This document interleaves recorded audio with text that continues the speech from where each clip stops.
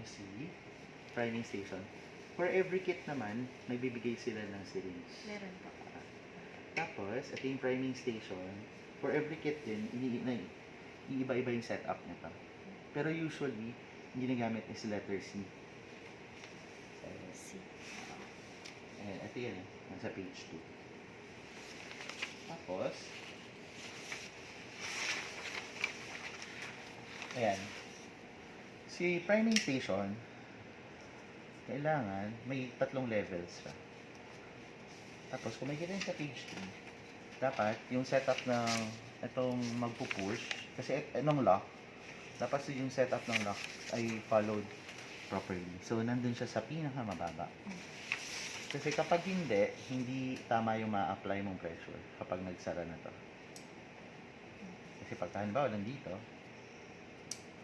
sa pangalawa, iba yung pressure na ma-apply sa system. Okay? So, so ang nangyayari is magpa-prepare ka ng gel, maglalagay mo yung chip, tapos ang pinagpa-practice ko muna is kung paano maayos na mag-prime. Kasi once na meron na tong chip, wala kasi kami chip ngayon na luma. So, may chip ka sa loob, tapos ilalagay mo yung sample, ilalagay mo siya, tapos bago mo pala ilagay, make sure na nasa 1 ml mark yung plunger. Tapos isasara mo siya. Pag sara mo, kailangan magki-click to na maayos. Tapos, ito yung critical dito is yung mag-apply ka ng pressure. Dapat steady, hindi yung sobrang bilis, hindi mapuputol. Dapat then, minsan nagkakaroon ng pagkakamali dito.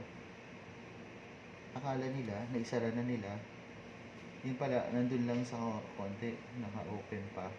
Pag angat nila, biglang angat. So, sira na yung chip pagka ganun. So, yun. Wasted na lahat yung reagents para dun sa run na yun. So, yan. Mag-practice muna. Tapos, mamaya siguro kayo na rin yung mag-run nung tip. So, sasara. Then, sara yun, diba? So, sasara. Tapos, count ng 60 seconds. 1 minute. After 1 minute, open. So, may pressure yan. Usually, maangat yan pusa. Pagka may chip na po, maangat yan ng pusa. Tapos, hayaan lang siya. Siguro, after 5 seconds ng 10 seconds, nakalagay dyan. After 10 seconds, pwede nyo na siyang ibalik dun sa 1 ml na position. Okay? Tapos, open. Tapos, pwede na tayo mag-proceed. Yun yung critical dito para sa akin kasi matagal ko na ginagamit to. Madami na akong chips na nasira dun sa part na yun. Okay? Tapos, yan. Careful tayo sa pagpapipet ng sample. Yes. Ako hindi ako nagsa-second stop. Kasi once na nag-second stop ka, nag-produce kayo ng bubbles. Opo. So yung bubbles, pwedeng yan yung mag-interfere doon sa reaction nyo. Gusto mo kasi, ayan, gusto nyo, na yung sample nyo nandun lang sa baba. Kapag nag-produce ka ng bubble, yung sample nyo pwedeng nandun lang sa gilid. Bubble yung tumatakbo sa loob. Oh. So putol yung circuit niyan, sasabihin niya sa'yo walang laman. Wala. Okay. So, puro first stop lang. Or, siguro marunong alam niyo naman kung paano pakiramdaman. Parang 1.5. Bago mag-2, pero hindi kayo abot ng 2. Yung second stop. Basta, lagpas lang ng konti sa first stop. Para lang matanggal lahat ng liquid. Tapos yan. Nandun mismo sa bottom. Okay? Tapos, yung chips, diba nakikita nyo may bilog? Yes. Iwasan nyo na magkaroon ng liquid dun sa mga gilid-gilid niya. Actually, nadedetect ng system pagka meron. So, mamaya pagkakita ko. And, ito si bioanalyzer. Si bioanalyzer, pag open mo din dyan, ganyan lang. Okay. Tapos, nakikita nyo yung mga needle. Opo. So, lalagay nila yung sample nyo. tapos i-read na siya. Okay? So, ay, may nalimutan pala ako. So, priming, yun yung ginawa natin kanina. Paglagay ng samples, ladder. Tapos, ayun pala nasa kabila. May mixer tayo. Ito, ilo-load siya. Ito na yung mga chips. Ito tayo po.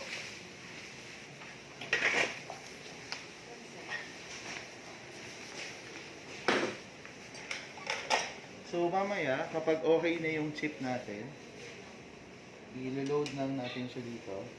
Pagka-load, press start. Ay, siya na mismo yung magmi-mix. Tapos automatic na titigil na yan. Ah, okay po. Saka isasalang doon, sir.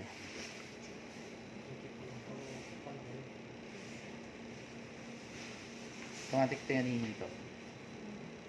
So, medyo madali lang talaga siya gawin. Pero kailangan pa rin maingat. Kasi isipin nyo, 10 lang yung chips na Oo yan. nga po. Parang dati umabot ata ng 90,000 yun. Tanong nyo na lang kay Ma'am Susan. Yung isang chip, isang gamitan lang. Apa, Disposable. disposable po yun. Pag bukasan. Po. Hindi. Nasa loob na kasi yung ano eh, sir. Ayun sa. Nasa loob na yung mga samples eh. Kung pwede nga lang din sana. 90k sa bagay. Pag 90k isang ano naman, isang study. Pwede naman. Lalo yung mga NGS, mga next generation sequencing na stuff. Tapos yun, pwede na po i-load. Madali lang.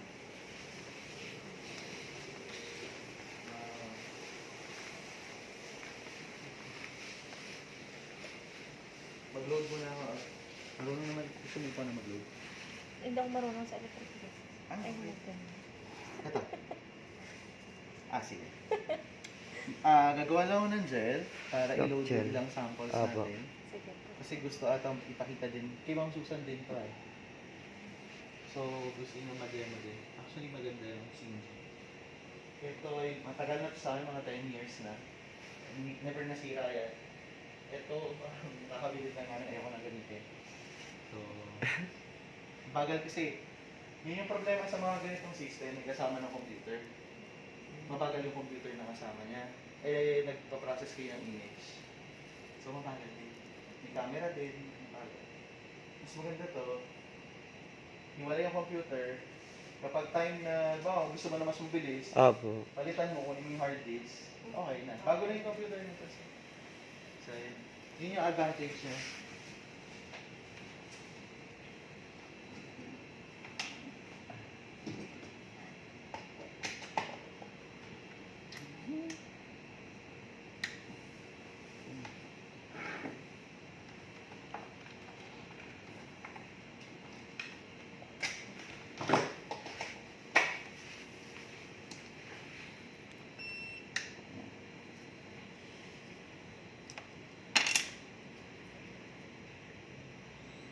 So,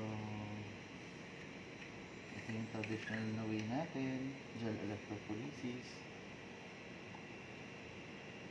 Maliit lang yung ginagamit namin na system.